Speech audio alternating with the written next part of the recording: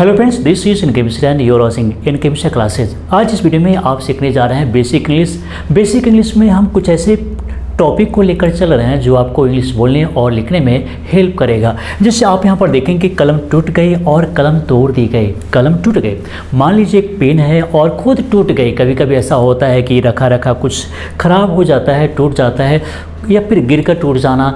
दूसरा है कि कलम तोड़ दी गई। दोनों में अंतर है कि एक खुद टूट जाता है और दूसरा तोड़ दिया जाता है। इसी प्रकार से कई ऐसे इवेंट्स होते हैं जो खुद हो जाते हैं या फिर कभी कभी वैसा किया जाता है।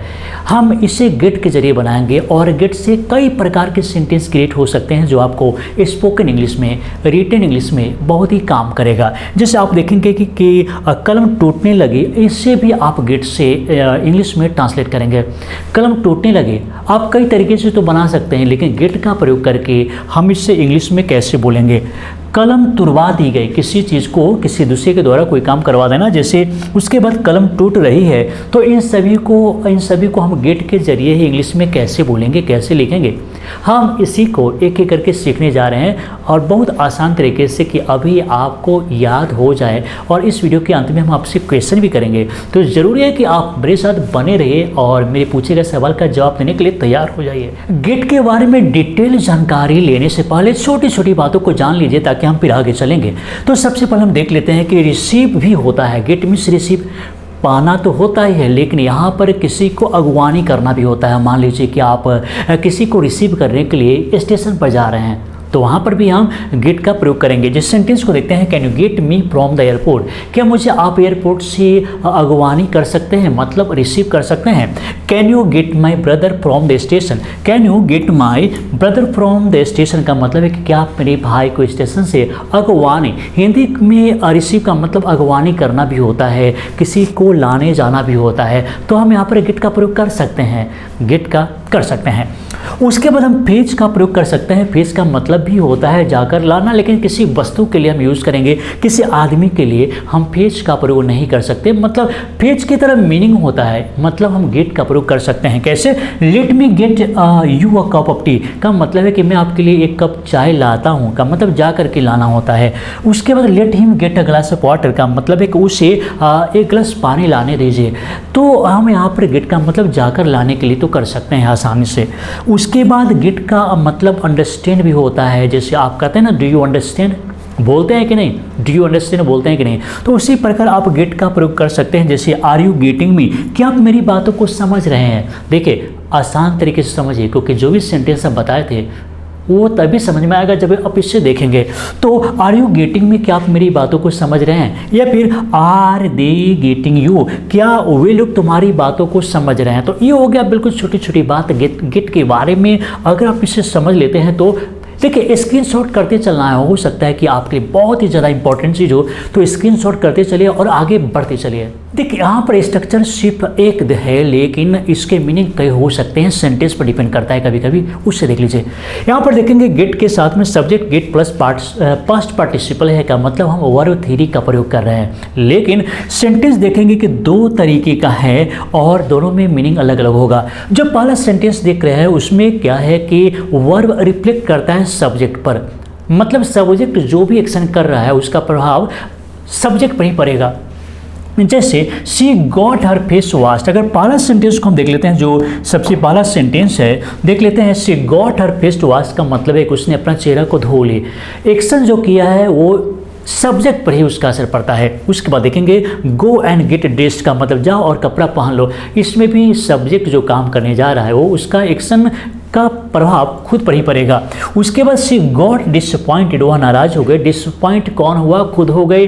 तो जो पहला सेंटेंस है गेट के बाद में हम पास्ट पार्टिसिपल एडजेक्टिव के रूप में यूज कर रहे हैं और उस एक्शन का प्रभाव सब्जेक्ट पर खुद पड़ रहा है। लेकिन हम अगर दूसरे में देखेंगे यहाँ पर, तो अब यहाँ पर क्या है कि कोई काम खुद व खुद हो जा रहा है, कोई काम खुद व खुद अपने आप हो जा रहा है। जैसे माई पेन गॉट ब्रोकन, यहाँ पर देखेंगे माई पेन गॉट ब्रोकन का मतलब है कि मेरी कलम टूट गई। यहाँ पर एक्शन खुद हो जा रहा है। उसके बाद he got caught by police, यहाँ पर देखेंगे कि उसे पुलिस द्वारा पकड़ लिया गया या फिर उसे पुलिस के द्वारा पकड़ लिया गया, जिस प्रकार आप समझते हैं। लेकिन इसमें सब्जेक्ट कुछ नहीं कर रहा है, बल्कि इसे दूसरे के द्वारा ही हुआ ऐसे हम बोल सकते हैं। इसे पैसिव सेंटेंस में भी बोल सकते हैं, लेकिन हम इस तरह भी बोल सकते हैं, he got caught by police, उसे पुलिस के द्वारा पकड़ लिया गया या उसे पुलिस ने पकड़ लिया। अगर मान लीजिए ऐसा भी बोलते हैं कि उसे पुलिस ने पकड़ लिया, तो ऐसे भी बोल सकते हैं। उसके बाद क्या है कि द वॉल गॉट कलर्ड, दीवार जो है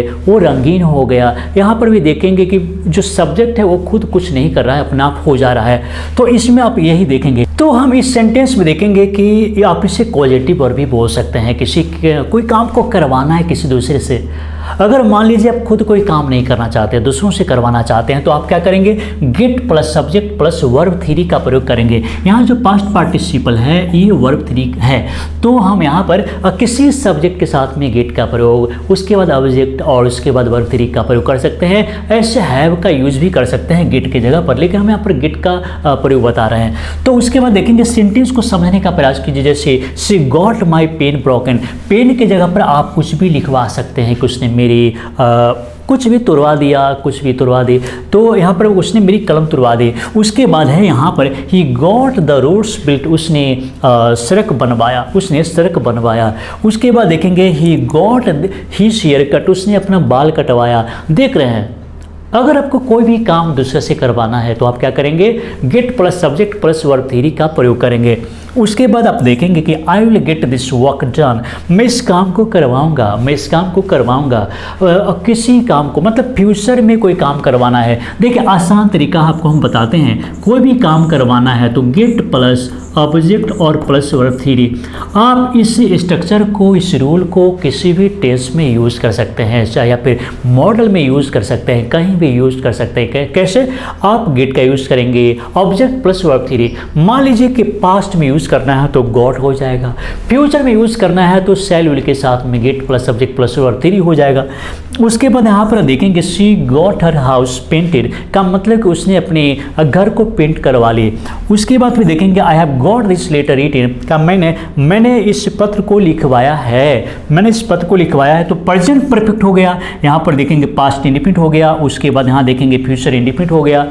तो आप gate plus subject plus verb three को कहीं भी और किसी तरीके से यूज़ कर सकते हैं। तो मैंने बताया था कि जब भी कोई काम अपने आप हो जाए, जैसे माई पेन गॉट ब्रोकन, मेरी कलम टूट गए, लेकिन अगर मेरी कलम तोड़ दी गई तो उसके लिए थोड़ा सा आपको यहाँ पर वाज एंड वर का प्रयोग करना पड़ेगा, पैसिव फॉर्म का यूज़ करना पड़ेगा। जैसे subject plus was and were plus past participle का यूज़ करना पड़ेगा। कैसे, जैसे माई पेन वाज ब्रोकन का मतलब है कि मेरी कलम तोड़ दी गई, मेरी कलम तोड़ दी गई, जरूर कोई ना कोई तोड़ा है। उसके बाद द रोड वॉज बिल्ट का मतलब है कि सड़क बनाया गया, तो कोई ना कोई बनाया है, ऐसा है। उसके बाद यू आर टॉट इंग्लिश, आपको अंग्रेजी पढ़ाया गया, तो इसमें कोई ना कोई काम करने वाला है, कोई बाहरी व्यक्ति है, कोई किसने इस काम को किया है। उसके बाद देखेंगे subject plus gate plus infinitive, बहुत इंपॉर्टेंट है, बहुत इंपॉर्टेंट। किसी काम को करने लगना, जैसे आप बिगिन का प्रयोग करते हैं, जैसे आप स्टार्ट का प्रयोग करते हैं, उसी प्रकार गेट टू का प्रयोग कर सकते हैं। गेट टू का मतलब देखिए आसान तरीके से समझने के लिए गेट टू प्लस V1 को समझ लीजिए। मतलब गेट के बाद में इन्फिनिटिव का यूज करना है। जैसे you will get to speak English, आप अंग्रेजी बोलने लगेंगे। देखिए बहुत ही कम देखेंगे, इस स्ट्रक्चर को आप बहुत कम जगह देखेंगे, लेकिन हो सकता है कि आप देखें और आपको समझ में नहीं आए। तो ज़रूरी है कि हर एक चीज़ को जान लीजिए, नहीं तो अटकना नहीं है, आगे बढ़ते चलना है। तो you will get to speak English, आप अंग्रेजी बोलने लगेंगे। He is getting to be healthy, वह हेल्दी होने लगा है। कोई किसी के बारे में बोल रहे हैं कि अब वह स्वस्थ होने लगा है, तो आप बोल सकते हैं कि या फिर स्वस्थ हो रहा है, तो गेटिंग टू बी हेल्दी भी बोल सकते हैं। उसके बाद है the train will get to run का मतलब कि ट्रेन चलने लगेगी। The train will get to run का मतलब है कि ट्रेन चलने लगेगी। जैसे आप स्टार्ट और बिगिन का यूज़ करके भी आप इससे बनाते हैं, तो इस तरीके से भी आप इंग्लिश में बोल सकते हैं। चलिए गेट का प्रयोग कुछ और आगे बढ़ते हैं। गेट मीन्स होना भी होता है, होना। जैसे आप देखेंगे शी इज गेटिंग थिन का मतलब है कि वह पतली हो रही है। शी इज गेटिंग थिन का मतलब है पतली हो रही, होना। जैसे बीकम का यूज़ करते हैं, आप बोल सकते हैं बीकम का भी यूज़ कर सकते हैं। जैसे आप देखेंगे यहाँ पर कि इट इज़ गेटिंग डार्क, शाम हो रही है, होने से बोध होता है। उसके बाद देखेंगे यहाँ पर शी इज गेटिंग टॉल, वह लंबी हो रही है। तो अगर कुछ हो रहा है तो होने के सेंस में आप गेट का प्रयोग कर सकते हैं। उसके बाद क्या है कि अगर मान लीजिए कि आपको कहना है कि होते जा रहा है, हो रहा है तो चलो ठीक है, गेट का यूज़ करेंगे इस तरह से, लेकिन गेट प्लस एडजेक्टिव का यूज़ करेंगे। लेकिन कुछ होते जा रहा है तो आपको क्या करना है, गेटिंग के बाद में comparative word, double comparative word का यूज़ करेंगे जब भी कुछ होते जा रहा है। जैसे हम बोलेंगे she is getting taller and taller, का मतलब वह लंबी होती जा रही है। या फिर he is getting fatter and fatter, वह मोटा होते जा रहा है। या फिर his health is getting worse and worse, का मतलब है कि उसका स्वास्थ्य खराब होते जा रहा है। तो जब भी कुछ होते जा रहा है तो आप डबल कंपैरेटिव वर्ड का यूज़ करेंगे। यहाँ पर कंपैरेटिव वर्ड है CW, का मतलब कंपैरेटिव वर्ड शॉर्ट में, तो हम डबल कंपैरेटिव वर्ड का यूज़ करेंगे एंड के साथ में, और इस तरीके से लिख सकते हैं। तो सबसे पहले मैंने आपसे कुछ सेंटेंस पूछा था या बताया था, तो चलिए उसे हम इंग्लिश में देख लेते हैं कि कैसे बोलेंगे। मान लीजिए आप बोलते हैं कलम टूट गई, तो हम बोल सकते हैं द पेन गॉट ब्रोकन भी बोल सकते हैं। द पेन गॉट ब्रोकन का मतलब है कि कलम टूट गए। या फिर कलम तोड़ दी गई, द पेन वॉज ब्रोकन, का मतलब देखिए दोनों सेंटेंस में तो कलम टूट ही जाता है, दोनों में देखें तो कलम टूट ही जाती है, लेकिन एक में क्या है कि खुद टूटती है और दूसरा में तोड़ा जाता है, तो अंतर है। अगर सेंस में अंतर है तो सेंटेंस में भी अंतर होगा। उसके बाद क्या है कि the pen got to break, का मतलब है कि कलम टूटने लगे, जबकि इसे हम दूसरे तरीके से भी बात कर सकते हैं, बना सकते हैं। उसके बाद है कलम तुड़वा दी गई, तो it got the pen broken, का मतलब यहाँ पर सब्जेक्ट हिडन है इसलिए का प्रयोग किया है, तो it got the pen broken. उसके बाद है कलम टूट रही है, the pen is getting broken, कलम टूट रही है, the pen is getting broken. तो छोटी छोटी बात है, लेकिन इससे आप अगर सही से जान लेते हैं तो इस तरह से कई सारे सेंटेंस को क्रिएट कर सकते हैं। तो रही बात गेट की, तो सवाल भी गेट से ही होगा। तो आज का क्वेश्चन है कि क्या आपको मेरी बात समझ में आ रही है? क्या आपको मेरी बात समझ में आ रही है? क्वेश्चन बिल्कुल आसान है, कोई बड़ी बात नहीं है, कोई हार्ड नहीं है। तो क्या आपको मेरी बात समझ में आ रही है? अगर आ रही है तो इसे हम इंग्लिश में कैसे लिखेंगे? हम आपके एक एक कमेंट को चेक जरूर करते हैं, टाइम मिलना चाहिए, टाइम मिलता है तो हम आपके कमेंट को चेक करते हैं। हम अब बताते हैं कि आपका आंसर कितना सही है गलत है, बताने का प्रयास करते हैं।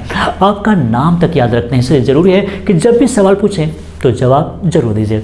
तो चलिए दोस्तों, इस वीडियो को देखने के लिए, लाइक करने के लिए और शेयर करने के लिए, इस चैनल को सब्सक्राइब करने के लिए आप सभी को बहुत बहुत धन्यवाद।